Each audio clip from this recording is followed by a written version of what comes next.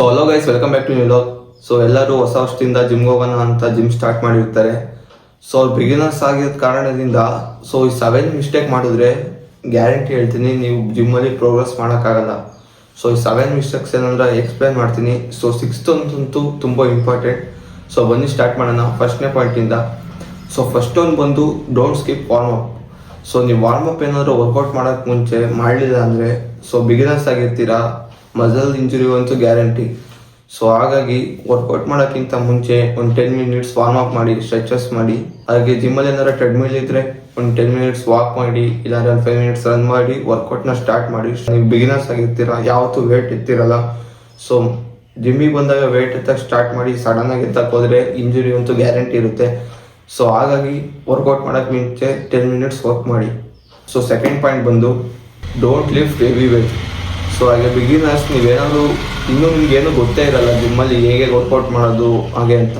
So ನೀವೇನಾದರೂ ಬೇರೆ ಯಾರೋ ಹೊಡಿತಿದ್ದಾರೆ ನಾನು ಹೊಡಿಬೋದು ಅಂತ ಹೋಗಿ ಏನಾರು ಹೊಡಿದ್ರೆ ಇಂಜುರೀಸ್ ಅಂತೂ ಗ್ಯಾರಂಟಿ. ಸೊ ಯಾವತ್ತೂ ಜಿಮ್ಮಲ್ಲಿ ಸೇರಿದಾಗ ಹೆವಿ ವೇಟ್ನ ಯಾವತ್ತೂ ಹೊಡೆಯಕ್ಕೆ ಹೋಗ್ಬೇಡಿ. ಆಮೇಲೆ ನೀವು ಕಂಪ್ಯಾರಿಸನ್ ಮಾಡ್ಕೊಂಡ್ರಿ ಅವ್ರು ಹೊಡಿತಿದ್ದಾರೆ ನಾನೇ ಹೊಡಿಬಾರ್ದು ಅಂತ ಹೊಡೆಯಕ್ಕೆ ಹೋಗ್ಬೇಡ್ರಿ. ಅವ್ರು 2 ಇಯರ್ಸ್ 3 ಇಯರ್ಸಿಂದ ಟ್ರೈನ್ ಮಾಡ್ತಾ ಇರ್ತಾರೆ.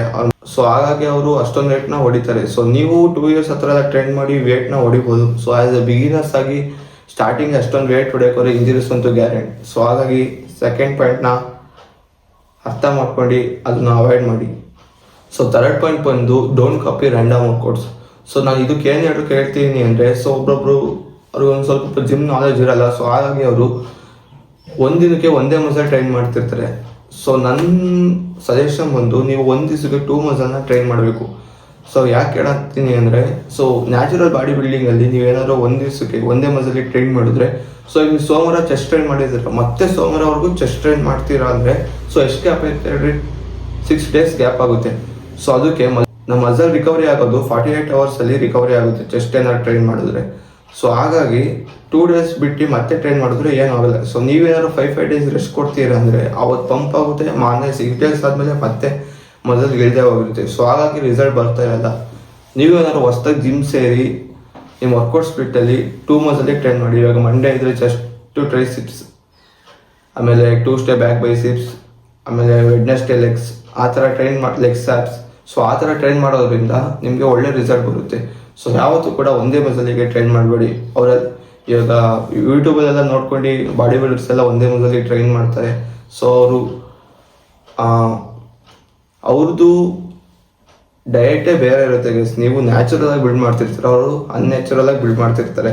ಸೊ ತುಂಬ ಡಿಫ್ರೆನ್ಸ್ ಇರುತ್ತೆ. ಯಾವತ್ತೂ ಆ ಥರ ಟ್ರೈನ್ ಮಾಡೋಕೆ ಹೋಗ್ಬಿಡಿ. ನೀವು ನ್ಯಾಚುರಲ್ ಬಿಲ್ಡಿಂಗಲ್ಲಿ ಸಿಂಗಲ್ ಮಸಲಿಗೆ ಟ್ರೈನ್ ಮಾಡಿದ್ರೆ ನಿಜವಾಗ್ಲೂ ರಿಸಲ್ಟ್ ಅಂತೂ ಬರಲ್ಲ ಗೈಸ್, ಇದಂತೂ ಹೇಳ್ತಾ ಇದ್ದೀನಿ. ಸೊ ನಾನು ಅವಾಗಲೇ ಹೇಳಿದೆ 6 ಪಾಯಿಂಟ್ ಅಂತೂ ತುಂಬ ಇಂಪಾರ್ಟೆಂಟ್. ಅದನ್ನು ಯಾವುದೇ ಕಾರಣಕ್ಕೂ ಮಿಸ್ ಮಾಡಬಾರ್ದು. ಅದನ್ನು ಮಿಸ್ ಮಾಡಿದ್ರೆ ನೀವು ಜಿಮ್ಮಲ್ಲಿ ಪ್ರೋಗ್ರೆಸ್ ಮಾಡೋಕ್ಕೆ ಆಗಲ್ಲ ಅಂದ್ಕೊಳ್ಳಿ. ಸೊ ಬನ್ನಿ 4th ಪಾಯಿಂಟಿಗೆ ಹೋಗೋಣ. Don't ignore correct form. Guys ನೀವು ಬಿಗಿನರ್ಸಲ್ಲಿ ಎಷ್ಟು ಫಾರ್ಮಲ್ಲಿ ವರ್ಕೌಟ್ ಮಾಡೋದನ್ನ ಕಲಿತೀರಾ ಸೊ ಅಷ್ಟು ಇಂಪಾರ್ಟೆಂಟ್ ಆಗುತ್ತೆ ಗೈಸ್. ಸೊ ನೀವೇನಾದ್ರು ಹೊಸ್ದಾಗಿ ಜಿಮ್ ಸೇರಿ ಸಡನ್ನಾಗಿ ಹೆವಿ ವೇಟ್ ಹಾಕೊಂಡು ಬ್ಯಾಡ್ ಫಾರ್ಮ್ ಎಲ್ಲ ಹೊಡೆಯೋಕ್ಕೆ ಟ್ರೈ ಮಾಡಿದ್ರೆ ಸೊ ನೀವು 1 ಇಯರ್ 2 ಇಯರ್ ಟ್ರೈನ್ ಮಾಡಿದ್ರು ಕೂಡ ಅದೇ ಫಾರ್ಮಲ್ಲಿ ಹೊಡಿತಾ ಇರ್ತೀರಾ, ಅದನ್ನು ಚೇಂಜ್ ಮಾಡೋಕ್ಕಾಗಲ್ಲ. ಸೊ ಹಾಗಾಗಿ ಹೊಸ್ದಾಗಿ ಜಿಮ್ ಸೇರಿರ್ತೀರಾ, ಲೈಟ್ ವೇಟ್ ತೊಗೊಂಡು ಒಳ್ಳೆ ಫಾರ್ಮಲ್ಲಿ ವರ್ಕೌಟ್ ಮಾಡೋದನ್ನ ಕಲೀರಿ. ಸೊ ನಿಮ್ಗೆ ವರ್ಕೌಟ್ ಮಾಡೋಕ್ಕೆ ಬರಲಿಲ್ಲ ಜಿಮ್ಮಲ್ಲಿ ಅಕ್ಕಪಕ್ಕ ಯಾರು ಇರ್ತಾರೆ ಅವ್ರನ್ನ ಕೇಳಿ, ನಾಚ್ಕೊಂಬೇಡಿ. ಜಿಮ್ಮಲ್ಲಿ ಏನಂದರೆ ಈಗೋ ಯಾರಿಗೂ ಇರಲ್ಲ, ಒಬ್ರು ಕೇಳತಕ್ಕ ಅವ್ರು ಹೇಳ್ಕೊಡಲ್ಲ, ಯಾರು ಕೇಳಿದ್ರೆ ಹೇಳೇ ಕೊಡ್ತಾರೆ. ಸೊ ಅವರಿಂದ ಕಲೀರಿ, ಅದರಿಂದ ನಿಮಗೂ ಯೂಸ್ ಆಗುತ್ತೆ. ಒಟ್ಟು ಕರೆಕ್ಟ್ ಫಾರ್ಮ್ ಹೊಡೆಯೋದನ್ನ ಕಲ್ತ್ಕೊಳ್ಳಿ. ಬಿಗಿನರ್ಸ್ ಆಗಿರ್ತೀರಾ, ಈ ಸ್ಟಾರ್ಟಿಂಗ್ ಏನಾದ್ರು ಒಳ್ಳೆ ಫಾರ್ಮ್ ಹೊಡೆಯೋದು ಕಲ್ತ್ಕೊಂಡ್ರೆ ಸೊ ಲಾಂಗ್ ಟೈಮ್ ಅದೇ ಕನ್ಸಿಸ್ಟೆನ್ಸಿ ಮೇಂಟೈನ್ ಆಗುತ್ತೆ. ನೀವು ಸ್ಟಾರ್ಟಿಂಗ್ಗೆ ಏನಾದರೂ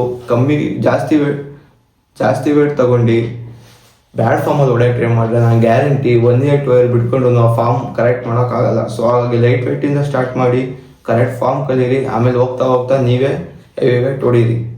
ಸೊ 5th ಪಾಯಿಂಟ್ ಬಂದು don't train every day without rest. So ನೀವೇನಾದ್ರು ರೆಸ್ಟ್ ಕೊಡ್ದಲ್ಲೇ ಬಾಡಿಗೆ ಡೈಲಿ ಟ್ರೈನ್ ಮಾಡ್ತಾ ಇದ್ರೆ ಸೊ ನಿಮ್ಮ ಮಸಲ್ ರಿಕವರಿ ಆಗಲ್ಲ. ಸೊ ರೆಸ್ಟ್ ಹೆಂಗೆ ಅಂದರೆ, ಇವಾಗ ಮಂಡೇ ಟ್ಯೂಸ್ಡೇ ಎಲ್ಲ ಹೊಡೆದಿರ್ತೀರ ಅಪ್ಪರ್ ಬಾಡಿಗೆ, ಸೊ ವೆಡ್ನೆಸ್ಡೇ ಗ್ಯಾಪ್ ಕೊಡಿ, ಮತ್ತೆ ಅಪ್ಪರ್ ಬಾಡಿಗೆ ಥರ್ಸ್ಡೇ ಫ್ರೈಡೇ ಹೊಡೀರಿ, ಆಮೇಲೆ ಲಾಸ್ಟ್ನೇ ದಿನ ಸಾಟರ್ಡೇ ಲೆಗ್ಸ್ ಹೊಡೀರಿ. ಸೊ ಆಮೇಲೆ ಭಾನುವಾರ ರೆಸ್ಟ್ ಕೊಡಿ. ಸೊ ಲೆಗ್ಸು ವೀಕ್ಲಿ ಒಂದ್ಸಲಿ ಟ್ರೈನ್ ಮಾಡಿದ್ರು ಆಗುತ್ತೆ. ಸೊ ವೀಕ್ಲಿ ಒಂದ್ಸಲಿ ಟ್ರೈನ್ ಮಾಡ್ತೀರಾ, ಫುಲ್ಲು 100% ಕೊಟ್ಟು ಟ್ರೈನಿಂಗ್ ಮಾಡಿ. ವೀಕಲ್ಲಿ ಒಂದ್ಸಲಿ ಲೆಗ್ ಡೇ ಸಾಕಾಗುತ್ತೆ. ಸೊ ಆಮೇಲೆ ಸ್ಲೀಪಿಂಗ್ ಸಖತ್ ಇಂಪಾರ್ಟೆಂಟ್ ಆಗುತ್ತೆ ಬಾಡಿ ಬಿಲ್ಡಿಂಗಲ್ಲಿ. ಸೊ ನೀವೇನಾದ್ರು ಜಿಮ್ ಸೇರಿ ರಿಸಲ್ಟ್ ಯಾಕೆ ಬರ್ತಿಲ್ಲ ಅಂದರೆ ಸ್ಲೀಪಿಂಗ್ ಕೂಡ ತುಂಬ ಇಂಪಾರ್ಟೆಂಟ್ ಆಗುತ್ತೆ. ನೀವೇನಾದರೂ ಒಂದು 7 hours ಆ ಥರ ಸ್ಲೀಪ್ ಮಾಡ್ತಾ ಇಲ್ಲ, ಬರೀ 3 hours 4 hours ಸ್ಲೀಪ್ ಮಾಡ್ತೀರ ಅಂದರೆ ನೀವು ಮಸಲ್ಲು ಗ್ರೋತ್ ಆಗೋದನ್ನ ಮರ್ತೇ ಬಿಡಿ. ಸೊ ಯಾಕಂದರೆ ನೀವು ಮಲಗ್ದಾಗಲೇ ನಿಮ್ಮ ಮಸಲ್ ರಿಪೇರಿ ಆಗೋದು. ಸೊ ಹಾಗಾಗಿ ಸ್ಲೀಪಿಂಗ್ ಮಾತ್ರ ತುಂಬ ಇಂಪಾರ್ಟೆಂಟ್ ಆಗುತ್ತೆ ಗೈಸ್. ಸೊ ಫೈನಲಿ ಆರನೇ ಪಾಯಿಂಟ್ ಬಂದಿದೆ. ಸೊ ಆರನೇ ಪಾಯಿಂಟ್ ಏನಂದರೆ don't neglect food and protein.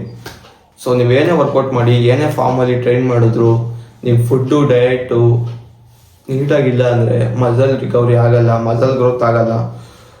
So ಯಾಕಂದರೆ ನೀವು ಅಷ್ಟು 100% ಕೊಟ್ಟು ಜಿಮ್ಮಲ್ಲಿ ಟ್ರೈನ್ ಮಾಡ್ತಾ ಇರ್ತೀರಾ. ಇವಾಗ ಮನೆಗೆ ಹೋಗಿ ಬರೀ ಜಂಕ್ ಫುಡ್ ತಿನ್ಕೊಂಡು ಆಚೆ ಕಡೆ ಇರೋದು ಆ ಥರ ತಿನ್ಕೊಂಡಿದ್ರೆ ನೀವು ಒಂದು ಒಳ್ಳೆ ಫಿಸಿಕ್ ಬಿಲ್ಡ್ ಮಾಡ್ತಿದ್ದಾರೆ ಅಂದರೆ ಡಯಟ್ ಕೂಡ ತುಂಬ ಇಂಪಾರ್ಟೆಂಟ್ ಆಗುತ್ತೆ.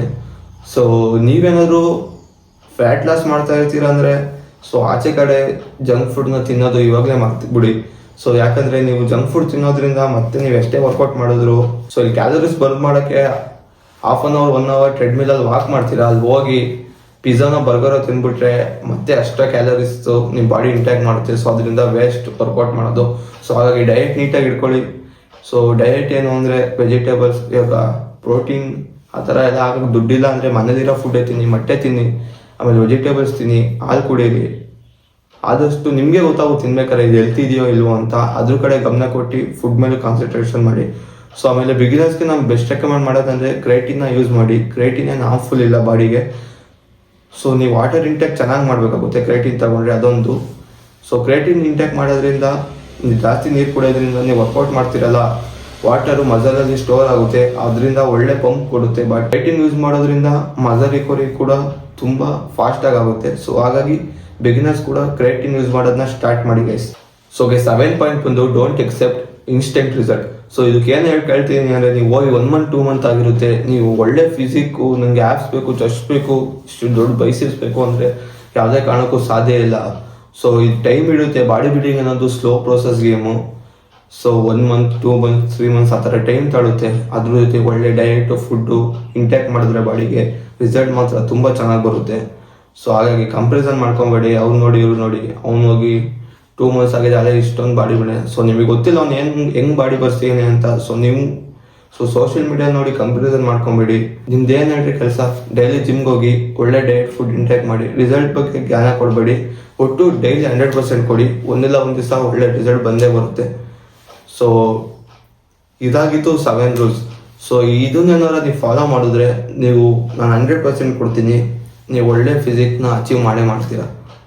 ಸೊ ವಿಡಿಯೋ ಇಷ್ಟ ಆದರೆ ಒಂದು ಸಬ್ಸ್ಕ್ರೈಬ್ ಮಾಡಿ, ಲೈಕ್ ಮಾಡಿ, ಶೇರ್ ಮಾಡಿ. ಸೊ ಇಲ್ಲಿಗೆ ಲಾಗ್ನ ಎಂಡ್ ಮಾಡ್ತಾ ಇದ್ದೀನಿ. ಮತ್ತೆ ನಾಳೆ ಹೊಸ ಕಂಟೆಂಟ್ ಜೊತೆ ಬರ್ತೀನಿ.